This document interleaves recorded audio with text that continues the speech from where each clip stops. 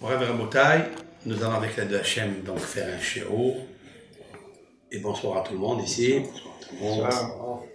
Nous allons parler de la paracha de Vayeshev, tous les points qui a priori ont un rapport l'un avec l'autre. Il y a un fil conducteur souvent dans la paracha. Ce fil conducteur s'appellera Yosef. Yosef, il est référence à la beauté. Comme il est marqué quand il était déjà en Égypte.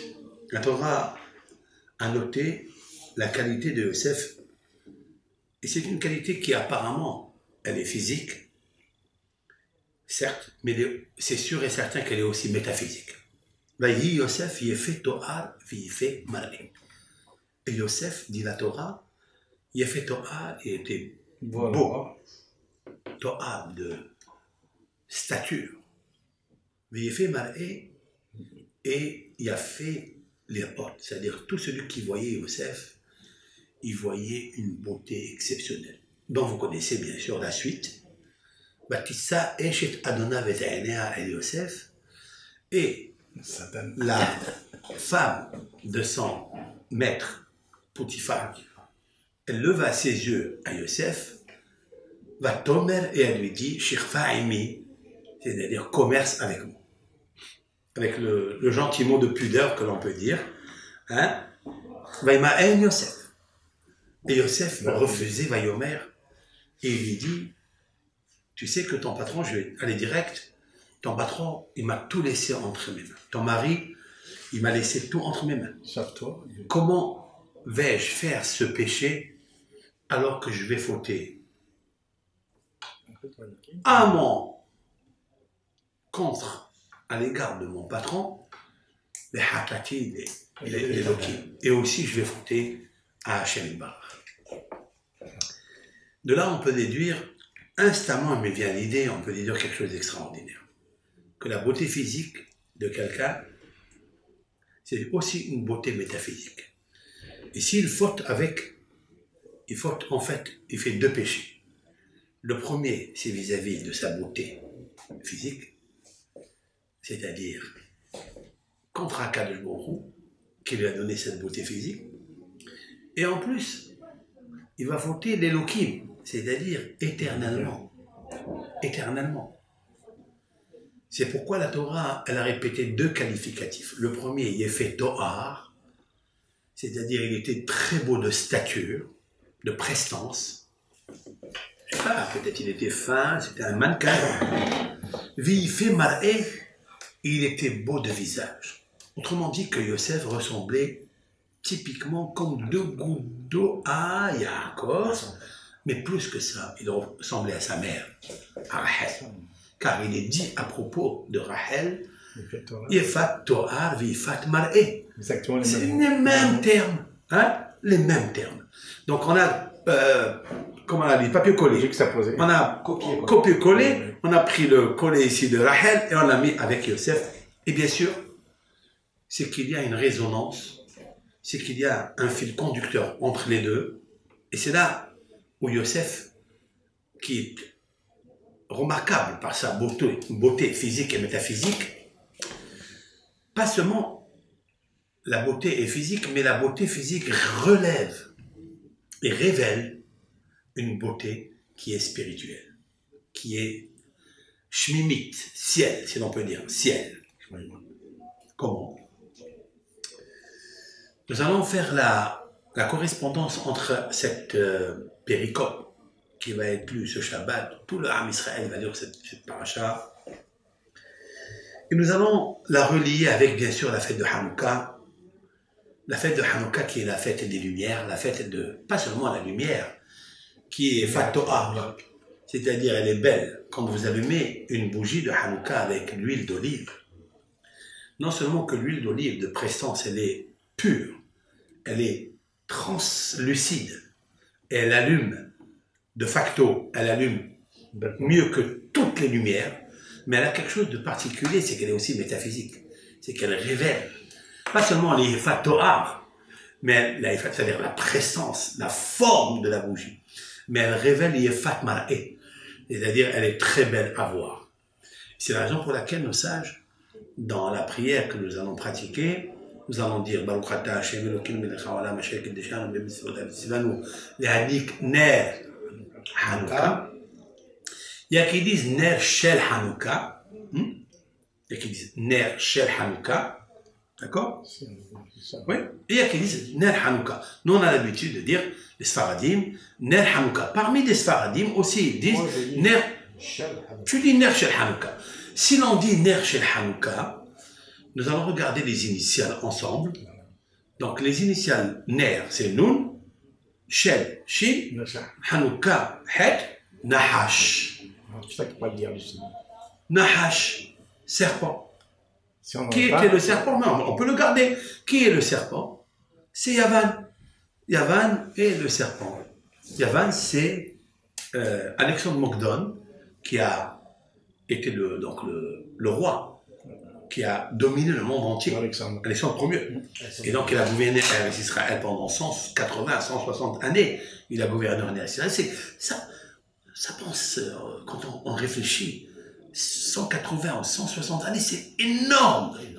C'est énorme. L'indépendance de l'Am Israël après la Shoah, c'est combien d'années? Le renouveau. Le renouveau. Le renouveau. C'est combien? 60, plus que ça. On a Plus fait que 70 ans. Plus que ça. On est à 48. Ah. D'accord. C'est vrai ou pas? Donc, on va dire 70, 72. OK. Et c'est énorme. Il nous paraît très loin, très long. Alors, imaginez que les empires romains, les empires grecs viennent en Eretz Israël, ils gouvernent Eretz Israël, ils sont là à souiller la terre d'Eretz Israël dans la forme la plus absolue qui s'appelle Yefat Toar, Yefat Marché. Par Eretz Israël, Ur'e Betov Yerushalayim.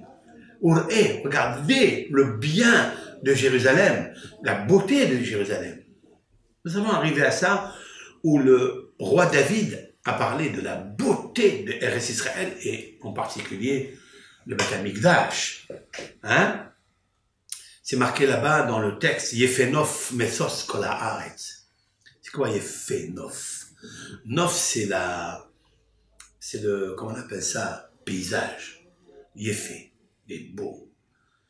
Le paysage et la beauté du paysage de Jérusalem lorsqu'il y avait le temple construit, Mesos Kol Haaretz, c'était la joie et la détresse de toute la terre entière. Je ne parle pas de la terre d'Eretz Israël. Toute la terre entière, le globe terrestre, connaissait qu'il y avait une beauté. Cette beauté-là a été souillée. Et en fait, ça s'est produit dans le Beth Amikdash 2, et qui s'est détruit et qui a été souillé. Et en fait, toute cette histoire du Beth Amikdash avec nous pouvons la trouver ici, dans la paracha de la semaine, avec Yosef Hatzadik. Qu'est-ce que veut la femme de Potiphar? Qu'est-ce qu'elle veut? Elle attrape dans son vêtement et elle lui dit, il faille commercer avec moi. Et donc, il faille commercer avec moi. Alors il refuse. Vaïmaen. D'accord? Il refuse. Vaïmaen, Vaïomer. Au-dessus du mot Vaïmaen, hein, je vais vous le lire, il y a ce qu'on appelle une chalchelette. Une chaîne. C'est quoi cette chaîne? Qu'est-ce qu'elle veut dire cette chaîne qui est en dessus? D'ailleurs, lorsque le lecteur du Sefer Torah va lire donc le ta'am, la sonnerie, hein, du ta'am, chalchelette, il va dire Vaïmaen, et il descend vers le bas. Tu vois? Pourquoi? C'est comme une chaîne. En fait, la première raison que l'on peut dire sur cette raison de la chaîne qui est au-dessus, c'est qu'elle a voulu l'enchaîner. C'est ça. Elle a voulu le menotter. C'est ça qu'il a dit. Non. La force de la Touma, elle était tellement grande. D'accord? Ce jour-là, tous les astres se sont mis avec les forces d'impureté pour séduire Yosef à pratiquer pour le faire chuter. Vous trouverez le Vaïmaen, ça veut dire que en lui, il lui a dit, écoute, je ne veux pas faire la chaîne, ça veut dire le zigzag. je veux rester étane, c'est-à-dire fixe dans mon idée, avec mon patron, qui est ton mari, et avec Elohim, qui lui, il voit tout. Alors, elle a fait descendre la chaîne pour la faire, pour le zigzag, pour le zigzaguer, comme on dit, comme une chaîne. Et en fait, l'enchaîner. Et Yosef, il refuse. Mais il y a un autre ta'am, c'est-à-dire il y a un autre signe qui est immédiatement après. Pasek, c'est un mur.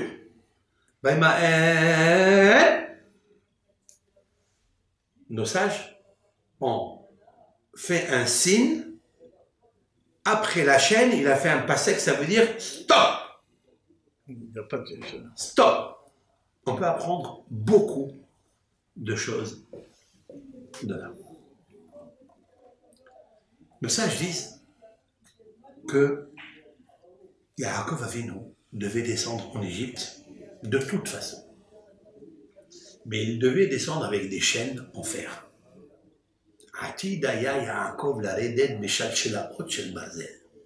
Je traduis. Quand Abraham Avinu, l'Éternel, il lui a dit que ta descendance va descendre en Égypte, il ne lui a pas dit en Égypte, il lui a dit dans une terre qui ne leur appartient pas, parce qu'il est marqué, et ils resteront 400 ans, donc on a compris que c'était en Égypte, et dans le Midrash, c'est marqué que le premier qui descendra parmi les patriarches, ça ne sera pas Yitzhak, puisqu'Yitzhak, il n'ira pas en galoute, parce qu'il est l'holocauste parfait, grâce à la Hakel d'Yitzhak, Akadosh Baruch Hu lui a évité tous les pogroms, toutes les acquisitions, toutes les souffrances des galoutes. Et pour la deuxième chose, pour quelle raison? Grâce à la Hakeda, mais il y a une deuxième raison, parce qu'il était aveugle pendant 57 années. Pendant 57 années, Yitzhak Avinu n'a pas quitté la maison. Vous imaginez qu'est-ce que c'est? Quelle souffrance pour un homme tzaddik, Yesod Olam, de souffrir comme ça, de ne pas voir, alors que les yeux, c'est la partie la plus belle, c'est l'organe le plus important, en fait, pour le profit. Dans le profit, je parle. Le plus important dans la richesse de l'enseignement, c'est lui, c'est l'écoute. Ça, c'est très simple. Mais le plus puissant dans le profit, dans ce que j'appelle, moi, le yefé to'ar, yefé marqué, c'est les yeux. C'est les yeux. Et 57 ans, vous imaginez un peu ce que c'est. Donc ça lui a valu de ne plus regarder la galoute qui va venir après. Mais qui va souffrir dans la galoute? C'est Yaakov. Mais Yaakov ne va pas souffrir dans la galoute. Puisque Yaakov Avinu, il va descendre en Égypte, mais il va rester 14 années là-bas, hein? Et dans les 14 années, il va vivre le meilleur de sa vie. Comme disent nos sages, que les 14 années que Yaakov a passé en Égypte avec son fils, et avec ses petits-enfants et avec ses enfants en Égypte, c'était les meilleures années de sa vie.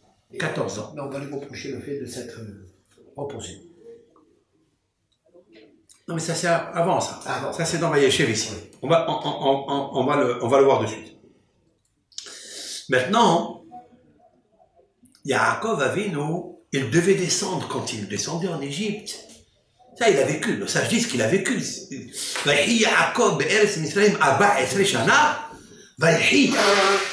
On le verra dans la péricope de Vahi.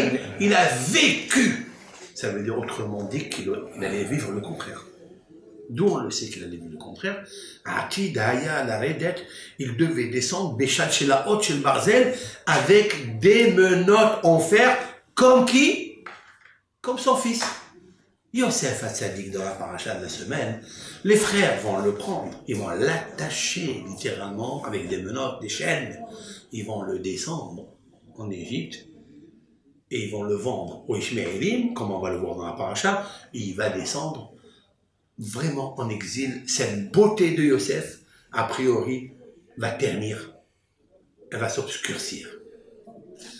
Autrement dit qu'on verra plus, peut-être on verra le Yefat To'ar, la prestance, mais le Yefat Mar'é, c'est-à-dire le spirituel qu'il y a dans Yosef, peut-être on ne le verra plus. Et si on ne le voit plus, alors c'est sûr et certain que, c'est sûr et certain que on le verra plus. D'accord? Alors, c'est sûr et certain que Yosef Hatzadik, il va être Nitma, et c'est la plus grande galère pour Yaakov Avinu. Qu'est-ce qu'il a fait, Yosef, pour éviter cela? Hein? Vaïma, maintenant, quand vous prenez la chaîne, parce que Yosef Hatzadik, il sait que s'il faute, quand il va fauter, il va faire descendre son père Béchal chez Laor, dans les chaînes. Et voilà pourquoi il y a la chaîne. Il refuse Yosef, que grâce à lui, son père ne descendra pas. Hein. Enchaîné, menotté. Voilà pourquoi il y a cette raison de la chaîne. De la chaîne. Vous saisissez l'importance. C'est hachouf, ça. C'est très beau. C'est une raison magnifique. Pourquoi il y a cette chez la haute. Et c'est pour ça qu'il y a le pasek. C'est quoi le pasek? C'est ce signe qui te dit stop, ne fais pas la faute.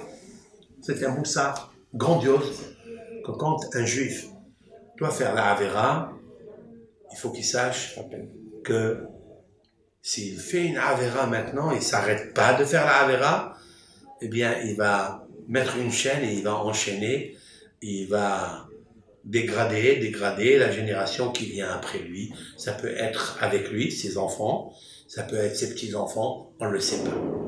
En tous les cas, Yosef Hatzadik nous a appris quelque chose de magnifique, que il faille combattre le Yetzer Hara dans tous les domaines. Maintenant, si c'est ainsi, nous allons reprendre la lecture de la paracha juste au début. Et qu'est-ce qui s'est passé avec Yaakov? Voyez, chez Yaakov, Be'eretz Megore Aviv, Be'eretz Kenan. Qu'est-ce qu'il a fait Yaakov Avinu? Il voulait se reposer. Mais pas se reposer, ça veut dire quoi? Se reposer? Est-ce qu'un tzaddik se repose? Non. Un tzaddik, il sait que ce monde est un vestibule. Il faille se préparer dans ce vestibule pour rentrer dans le palais plein de mitzvot, c'est-à-dire des valises de mitzvot. Est-ce que Yaakov voulait se reposer littéralement? Non. Regardez le mot Vayeshev. Qu'est-ce que Vayeshev? S'assoit et s'installe. D'accord? S'installe, hein? Nous allons prendre le premier lettre, Yud. De Yud. D'accord? Prenons Dina. Ça fait Dina. Dina. La deuxième lettre de Dina. Yud. Il a eu des grands problèmes avec Dina. La semaine dernière, sa fille Dina a été violée. Ok? Yaakov a souffert de ça énormément. Voilà le Yud. Le Shin. La deuxième lettre de Esav, c'est quoi? Le Shin. La deuxième lettre de Esav, c'est Shin. Très bien. La deuxième lettre de Lavan, c'est qui? Bet. Vayeshev. Vayeshev. Les deuxièmes lettres de Dina, de Esav et de Lavan, c'est Vayeshev. Vayeshev. Il a dit, je vais me reposer de ces souffrances-là. J'ai eu le problème avec Lavan, 22 ans. J'ai eu le problème avec Esav. Et en revenant, j'ai eu le problème avec Dina. J'ai dit, Alay Hayukulana, tout cela est sur ma tête. Maintenant, s'il te plaît, Akadosh Baruch Hu, je veux me reposer de tous ces missionnements, de toutes ces épreuves qui sont extrêmement douloureux pour moi. Ça m'empêche d'étudier la Torah. Akadosh Baruch Hu, ces missionnements-là, j'ai pas étudié. J'ai étudié la Torah, mais je l'ai pas étudié avec tranquillité. Il y a ce qu'on appelle en hébreu la shalva. La shalva, c'est la tranquillité. Et il y a la menuha. C'est quoi la menuha? La menuha, c'est le repos total. Il veut ni étudier, il veut faire la brinque toute la journée. Menuha, le repos, il veut dormir, il veut s'amuser, il veut aller au club med, il veut aller je sais pas où. D'accord? Il veut se reposer. Et il y a shalva, qui n'est pas menuha, ça veut dire le repos. Au contraire. Il va prendre toutes ses puissances, toute sa force, tout son investissement, il va le mettre dans la Torah. Mais il veut la tranquillité des épreuves. Alors il a dit, qu'est-ce que tu veux? Tu veux t'asseoir? Tu veux te reposer? Chez Yosef. Immédiatement, Hakadosh Baruch Hu lui a envoyé l'histoire de Yosef. Et pas seulement que lui, il est allé vers l'épreuve, c'est l'épreuve qui est venue vers lui. C'est comme passez dans la rue et il y a un chat qui saute sur vous, vous attendez pas. Surpris. C'est une surprise. Ça, c'est une surprise, mais Yaakov, il a une prise sûre. Et que, en fait, il est venu contre lui, sur lui, l'histoire de Yosef. Qui est Yosef? La Torah nous dit, elle est Toldot Yosef, elle est Toldot Yaakov Yosef. Voici la progéniture de Yaakov, Yosef. Comment? Il n'y a que Yosef? La Torah a nommé en exergue que qu'est-ce qui était plus important de Yaakov, c'est Yosef. Ben Sheva Esre Shana, âgé de 17 ans, il était berger, il était Na'a, ça veut dire qu'il faisait des gamineries. Même à l'âge de 17 ans, on a, comme il a dit Rachid, il s'amusait, il était content, il était heureux. Ce n'est pas un garçon, celui qui était dans son petit coin, tranquille. C'était un garçon très sage, très bon, mais très vivant. Na'a, Na'a, ça veut dire il remuait trop. Ça veut dire qu'il se faisait beau, tout court. Mais la beauté qu'il avait, ça reflétait la beauté spirituelle qu'il avait, c'est-à-dire la sagesse. Qu'est-ce que fait après? Mais Israël, Ahav et Yosef, Mikol Banav, je passe et je passe. Et Israël a aimé Yosef de tous, parmi tous ses enfants. Pourquoi? Ki ben Zekoni Moulo, parce qu'il est le fils de la vieillesse. De la vieillesse. Ok? Ve'asalo ketonet pasim. Alors il lui a fait une tunique bariolée. Rayée ou bariolée. Hein? C'est-à-dire de couleur bariolée, avec comme un namer, comme une panthère. Alors maintenant, je ne comprends pas le texte. La première question que je pose ici, sur le texte, on commence avec Eletol dot Yaakov Yosef. Voici la progéniture de Yaakov, c'est Yosef. On cite le nom de Yaakov. Et puis après, quand on va parler de l'amour de Yaakov vis-à-vis de Yosef, on change le terme. Ve Israël, Ahav et Yosef. Et Israël, il a aimé Yosef. Pourquoi il n'est pas dit tout court, Ve Yaakov, Ahav et Yosef? Ça, c'est la première question. La deuxième question, pourquoi tu l'aimes? Pourquoi? Parce qu'il est le fils de sa vieillesse. S'il est le fils de sa vieillesse, pour ça, il faut l'aimer. Plus que tout le monde. Quoi, c'est la canne de sa vieillesse. Et Binyamin, c'est lui la vieillesse. C'est lui la canne de sa vieillesse. C'est Binyamin, c'est pas Yosef. Et la troisième question que je pose, même si on dit que c'est la canne de sa vieillesse, on va dire ça. Pour ça, il fallait faire quelque chose qui est tellement beau, la tunique en lumière. C'est quoi ça? Pour répondre à ces trois questions que j'ai posées, il nous suffit de voir c'est quoi Ki ben Zekonimolo. D'après le sens le plus simple, c'est l'enfant de sa vieillesse, certes, mais regardez ce qu'il dit le Targum Onkelos. Le Targum Onkelos traduit le mot Ben Zekonim qui bar Hakimhu. Israël Raham Yat Yosef, je traduis en araméen, et Israël a aimé Yosef, Mikol Benohi, de tous ses enfants, arrêt parce qu'il était Bar Hakim. C'est quoi Bar Hakim? Un enfant intelligent. Et c'est pourquoi on comprend pourquoi il lui a fait Ketonet Passim.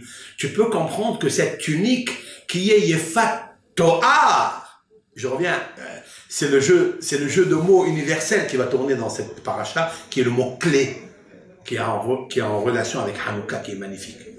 Alors, d'accord? Ça veut dire quoi? Ça veut dire que, en fait, ce vêtement qu'il lui fait, c'est pour cacher la sagesse intérieure sublimissime, à l'effet subliminal de Yosef Hatzadik. L'intelligence de Yosef. La tunique, elle va avec. Maintenant, on peut comprendre pourquoi il a fait une différence avec les enfants. Il l'a aimé. Lorsqu'on dit ici, Israël aime, ça n'est pas un amour physique, parce qu'un père, il aime tous ses enfants pareils. Que ça soit le grand, le Bechor, ou le second, le dernier, il aime tous pareil. Mais il y a toujours un parti pris. Parce que Yaakov, il est le symbole spirituel le plus haut des patriarches. Il devra transmettre cette qualité de sagesse, d'intelligence, il devra la transmettre à son fils. Un des enfants. C'est lequel? Celui qui est le plus doué, le plus réceptif. Et celui qui peut être modelé selon la chokhma de Yaakov Avinu. C'est la raison pour laquelle on ne parle plus de Yaakov. Parce que Yaakov, en fait, c'est le corps. C'est le Yaakov qui travaille chez Lavan. C'est Yaakov qui supporte Esav. C'est Yaakov qui supporte Dina. Ça, c'est Vayeshev Yaakov. Ça, c'est le Yaakov. Mais Israël, c'est une note un peu plus haute, un peu plus élevée. C'est le Israël, c'est en fait la Neshama de Yaakov Avinu. On aurait pu choisir aussi Issachar aussi, qui est le Torah aussi. J'ai pas compris. Il aurait pu choisir Issachar aussi, Yaakov. Puisqu'il aimait la Torah, il aimait l'étude. On parle pas d'aimer la Torah. On parle pas de celui qui est assidu. Au contraire, on parle de celui qui a la chokhma. C'est pas forcé que Issachar qui étudie la Torah, il est aussi hacham que Yosef.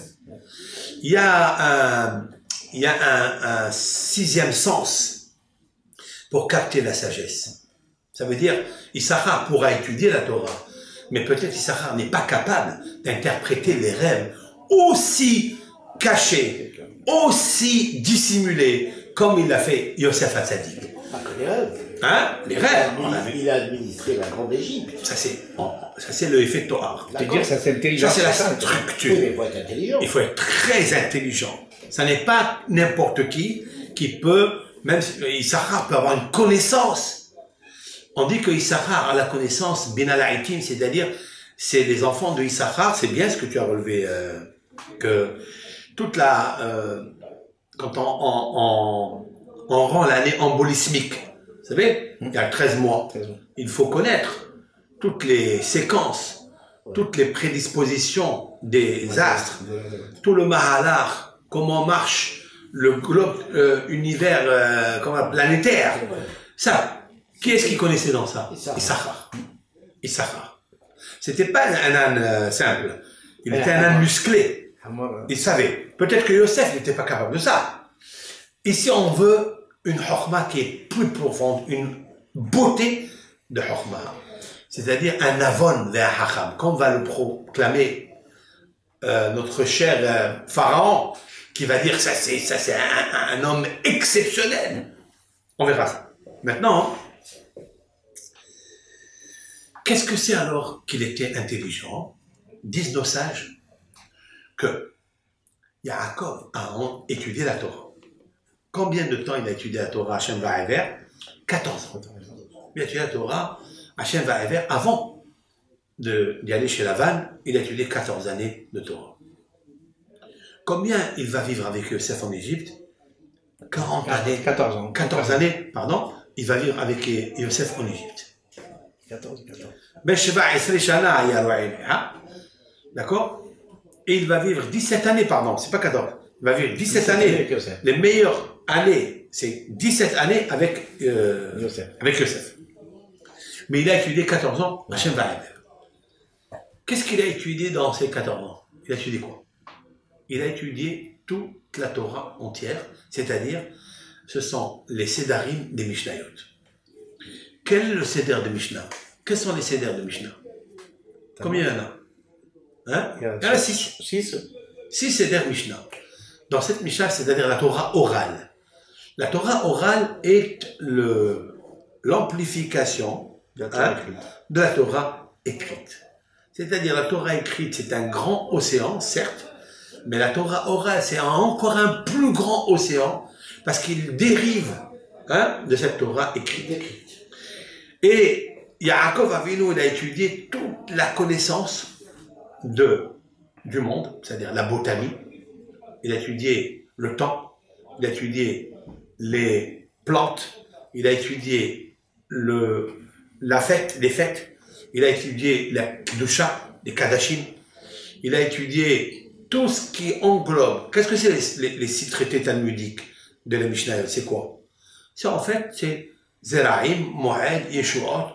Il y a tout ce qui se passe dans l'univers, toute la sagesse qui est incluse dans l'univers.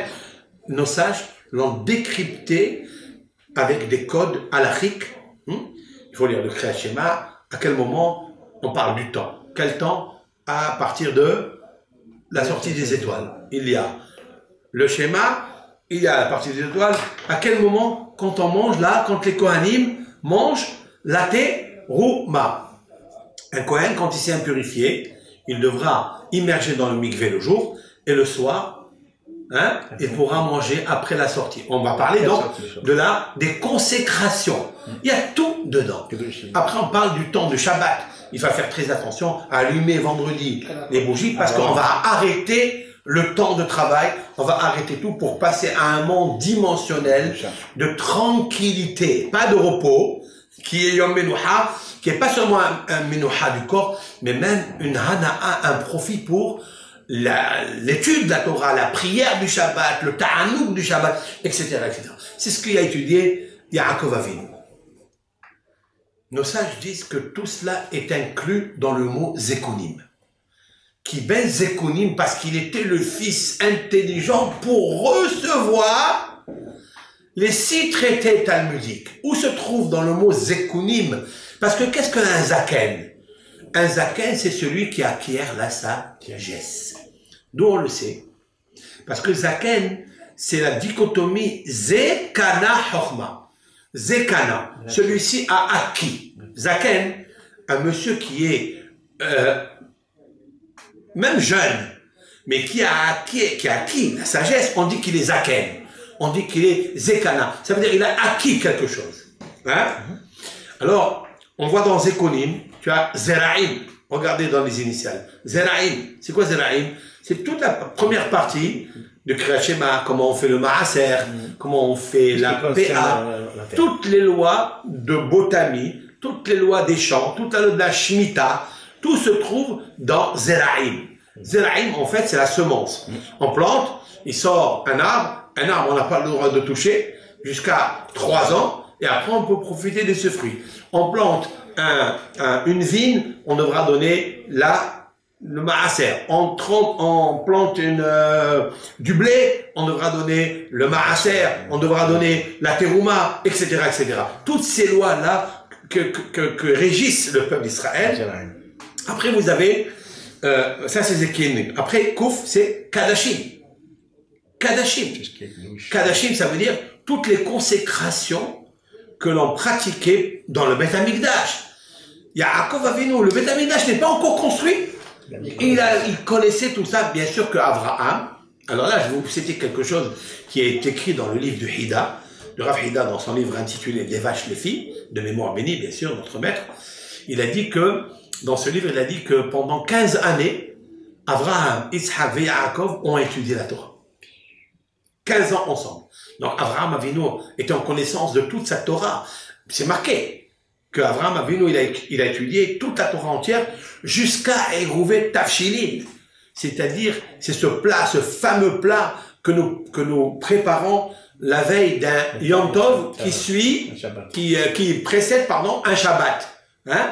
Que l'on peut cuire le jour de Yom Tov pour Shabbat. Et ça, normalement, on peut pas. Mais si on fait le Hérouv, donc on fait ce signe-là, on prépare un plat de viande et aussi enfourner un pain qu'on garde, on peut s'appuyer le jour de Yom Tov sur ça pour pouvoir préparer le Shabbat. Hein?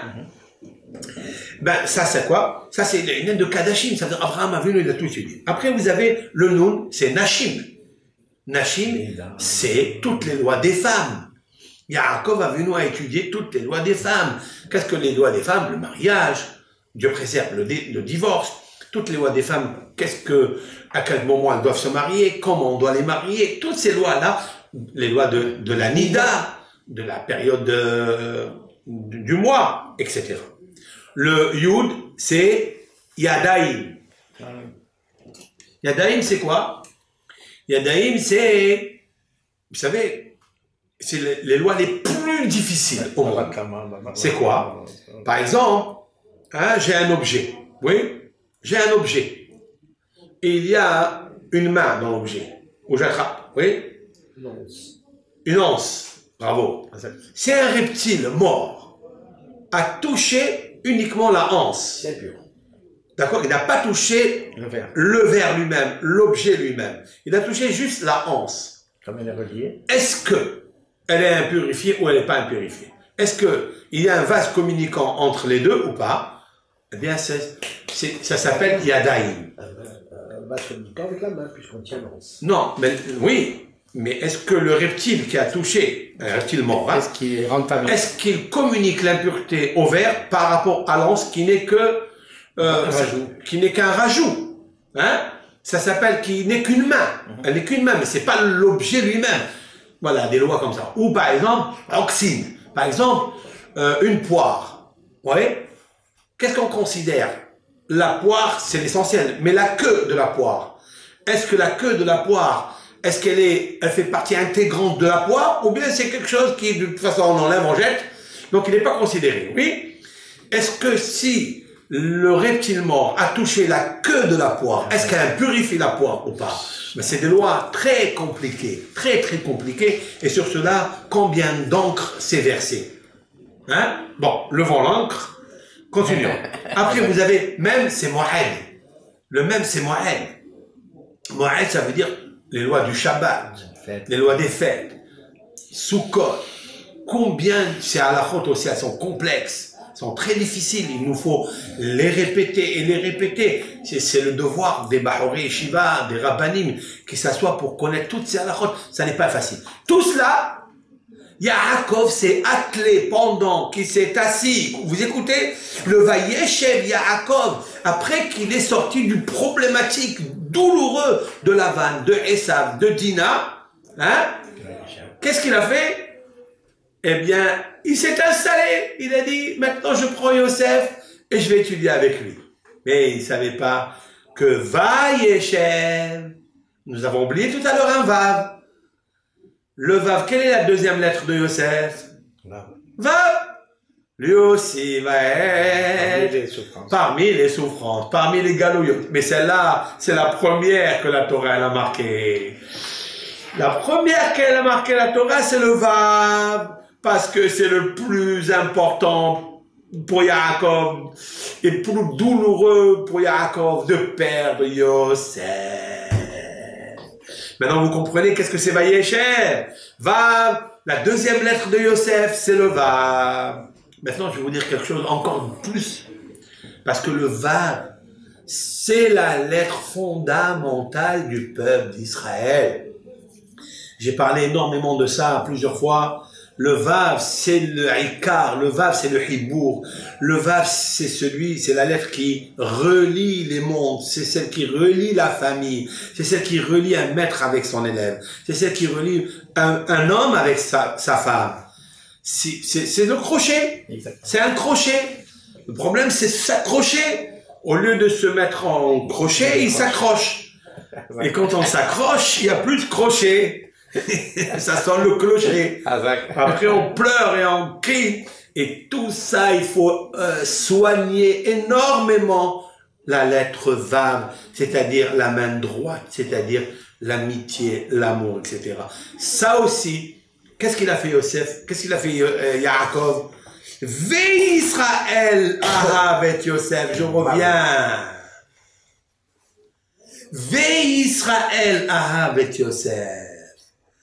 C'est pas seulement Yaakov, parce que le Vav, c'est la transmission.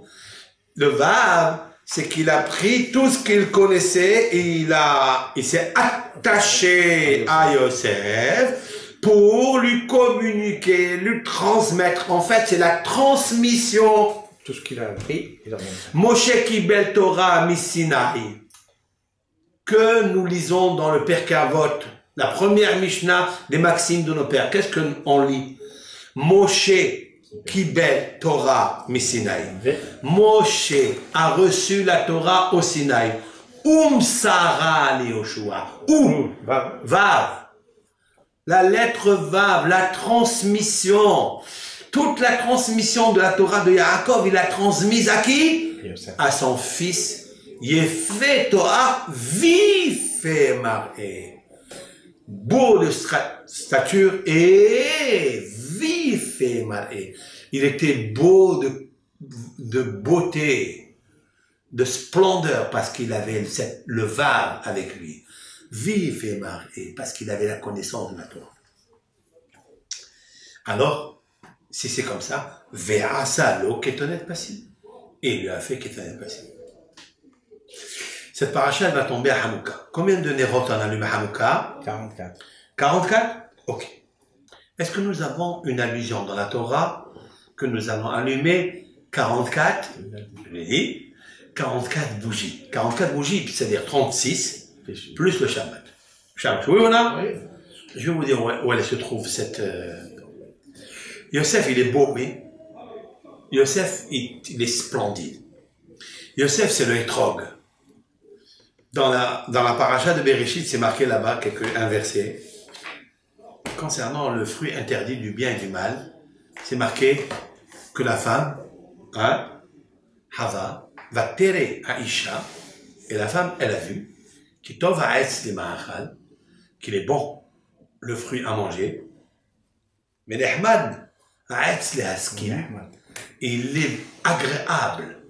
Si tu le manges, tu deviens agréable parce que les haskil, parce qu'il va te donner l'intelligence. Et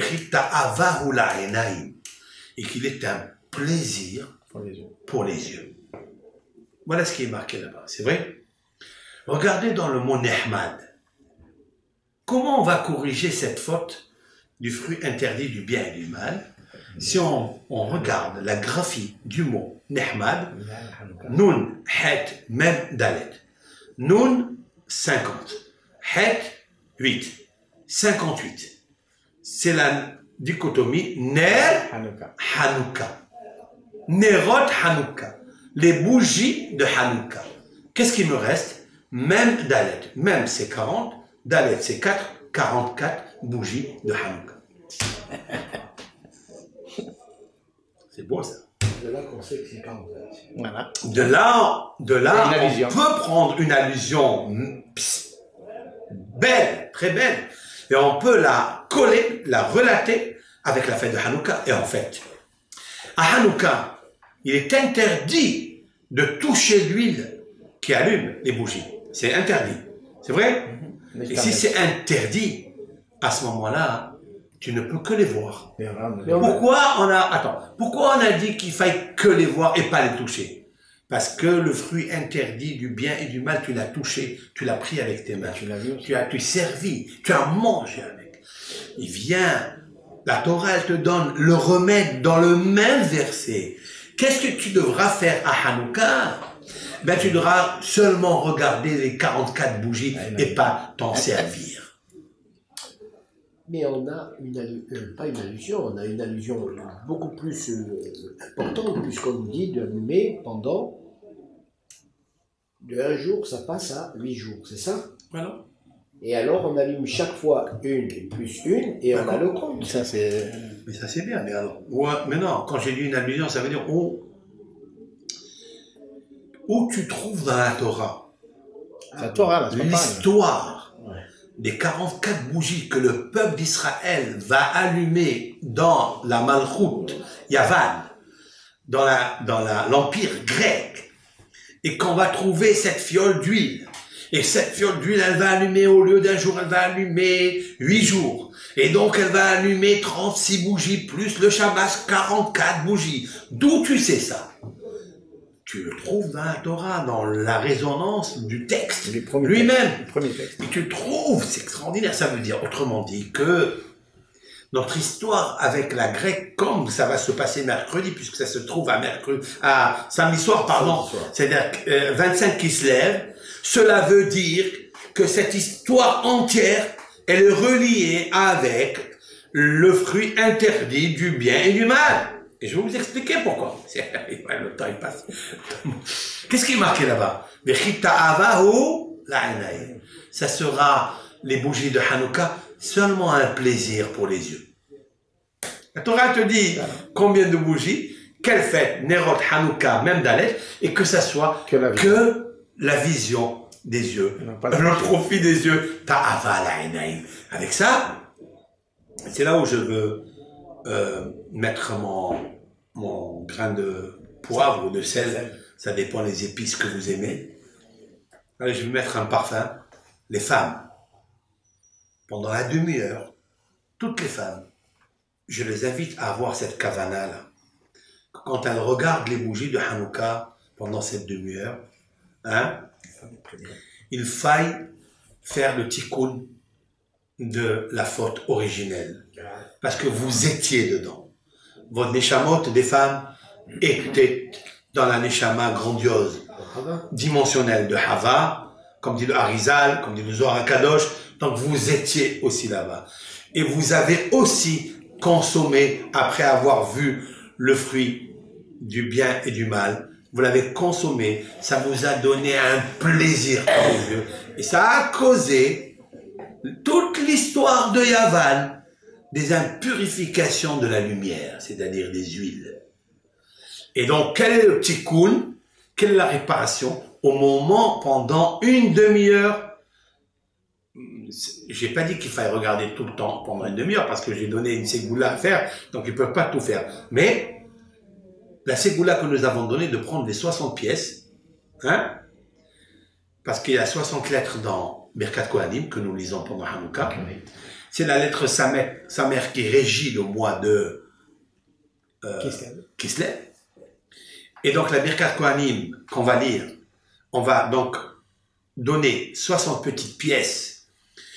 Au total, on va donner 4,80 €, hein, 480 pièces. Ça fait 4 €.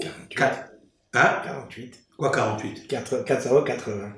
4,8. Ouais, c'est pas beaucoup. Hein? C'est pas beaucoup. Pourquoi 480?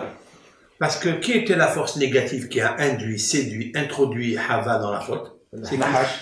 Avec qui? Le Nahash, c'est féminin. Mais il était avec Nahash, c'est masculin. Oui, mais il était avec sa féminité. Lamed, Yud, Tab. On va le dire une fois, Lilith. Ouais. Lilith, c'est Laïla, c'est la nuit. La nuit attire tous les ennuis. Ben, c'est elle qui a induit Hava dans la faute. Alors, comment elle va corriger ça? Elle sera obligée de corriger que toutes les nuits, Kol Laïla, Lilith, Kol Laïla, elle va prélever 60 petites pièces centimes, dans le nombre de 8 fois 6, 48, donc 480 petites pièces, donc ce qui fait 4 euros, 80 dans les 8 jours. Et ça casse la faute qu'elle a provoqué d'ailleurs toute la catastrophe du monde. C'est exceptionnel, ces goûts-là. Mais je les invite à regarder les nérotes pour réparer pendant les 8 jours les 44 bougies. Quelles sont les 44 bougies? Ben, c'est très simple. Les 44 bougies, après la faute, se sont éteintes. Et alors? Il faut les rallumer, Mais où sont parties ces 44 bougies? Ben, elle a été expulsée du Gan Eden. Qu'est-ce que quand on expulse quelqu'un de sa ville? Ça s'appelle en hébreu comment? Gola. C'est-à-dire là, Galout. Si vous calculez le mot Gola, c'est la valeur numérique combien? 44. 44! C'est-à-dire elle est partie en Galout. En exil. Gimel, c'est 3. Vav, c'est 6. Lamed, 30, 39, plus c'est 5, ça fait 39. Et 40, ça fait 44. 44, c'est Gola. Alors qu'est-ce qu'il fallait faire ce soir-là, pendant les 8 jours, pour retrouver la Géoula? Il faut introduire la lettre Aleph. C'est-à-dire, c'est lui. La lettre Aleph, c'est la bougie qui tient dans la main, en train d'allumer les 44 bougies pendant les 8 jours. Et c'est ça où va rentrer le Aleph, il va devenir Adam. Parce que 44, c'est Aleph, c'est Adam, Aleph. Après, il te reste Dalet même. Dalet, c'est 4, même c'est 40, ça fait Adam. Adam, elle va retrouver la réparation de Adam Arishon. Vous savez que ça, c'est un tikkun pour le Shalom Bayit avec son mari. Seulement, si elle a la ferveur, si elle a l'intention au moment où elle allume la Hanouka. D'accord? Elle allume la Hanouka, si elle a cette kavana, elle a tout réussi. Elle a tout réussi. Elle peut ramener le Shalom Bayit au foyer. Ça, c'est au foyer. Je parle du feu, foyer. Hein? C'est une fête de feu. On appelle ça Hag Urim. C'est une fête, pas de Orim. Orim, c'est or, c'est la lumière. Mais la lumière de Hanouka, c'est un feu. C'est un feu. C'est le feu brûlant qui l'a incité à manger de Etzada Tovara. Qu'est-ce qu'il a fait à Kadosh Baruch Hu quand ils ont fauté, il les a expulsés du Gan Eden? Qu'est-ce qu'il a mis à Kadosh Baruch Hu à la porte du Gan Eden pour que personne ne peut rentrer? Il a mis... Non, je l'ai fait avec l'épée flamboyante. L'épée flamboyante. C'est quoi ce épée flamboyante? C'est du feu. C'est du feu. C'est un feu qui dévore. C'est un feu qui est en même temps ange gardien, mais en même temps qui dévore pour ceux qui veulent s'immiscer et rentrer. Oh, il va avoir pour eux de rentrer dans le Gan Eden sans permission. Ce soir-là, elle peut éteindre le feu tournoyant. Hein? Elle peut éteindre le feu. Et ça, c'est le Shalom Bayit. Et ça, c'est le vrai Shalom Bayit. D'éteindre la mahloquette. D'éteindre la mahloquette. Ça, c'est extraordinaire. Et ça, c'est un moment propice. Ces 8 jours sont propices pour rapporter le Adam. Le Adam, qu'est-ce que Adam? C'est l'homme et la femme. Vous savez que c'est l'homme et la femme. Oui. Adam, il n'y a pas dans le pluriel Adam. Adam, c'est Ish, c'est un homme. Anashim, c'est au pluriel des hommes. Isha, singulier. Nashim, au pluriel. Mais Adam, qui veut dire l'homme, avec un H. En général. Avec un H majuscule. Mais pour devenir Adam, parce qu'ils sont un, il faut enlever la H. De la discorde. Enlève la hache. Parce que mâle-femelle, ça existe de partout. Oui. Même dans une prise. Même des animaux, ish ve ishto, mâle-femelle. Mais moi j'ai dit toujours, pour devenir un homme, il ne faut pas être seulement mâle-femelle. Parce que si la femme se mêle, elle met le feu, il a mal. Il faut faire très attention à ça. Donc il faut devenir Adam tout court. Adam, ça veut dire domé, qui se ressemble. Alors qui se ressemble, s'assemble et s'assemble se ressemble. Donc ils doivent être ensemble. À quel moment on peut le faire ça? Au moment où on allume cette petite bougie. Cette petite bougie, c'est Ner Adam, Ner Hashem Nishmat Adam. La bougie de Dieu, c'est l'âme de l'homme. C'est allumer cette âme de l'homme. Et je terminerai donc avec Yosef Hatzadik. Yosef Hatzadik qui a refusé et qui a stoppé toute l'enchaînement catastrophique qu'il aurait pu avoir. Et au contraire, il est devenu l'homme le plus célèbre. Il a gardé en fait le Yefat Toah, c'est-à-dire la menorah en elle-même, la beauté de la Hanoukia, qui est belle dans sa stature, dans sa, comment on appelle ça, dans sa forme. Et dans sa lumière de beauté. Forme. Veifat Mar'eh, il a gardé la beauté de la lumière qui jaillit cette fois-ci, la lumière spirituelle. Il rassonne qu'Akedourou nous donne toujours la possibilité d'être toujours éclairé. Yefet Toah, Veifet Mar'eh. Vechen il rassonne venomar. Amen.